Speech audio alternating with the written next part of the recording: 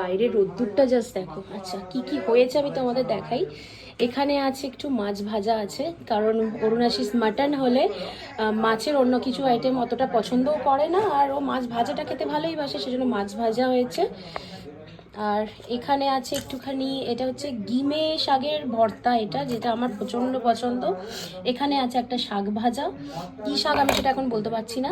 এখানে আছে 1 2 3 4 4 রকমের ভাজা, আর ওই মাছটা নিয়ে 5 রকমের ভাজা হলো।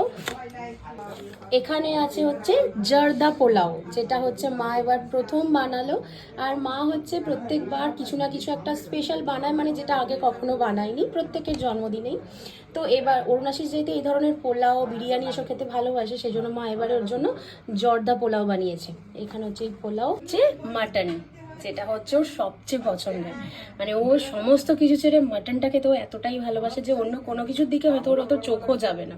তো এখানে হালকা করেই মা একটুখানি মাটন করেছে।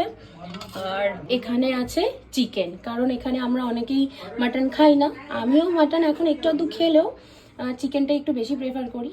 তো যাই হোক, এখানে চিকেনও হয়েছে। আর এখানে আছে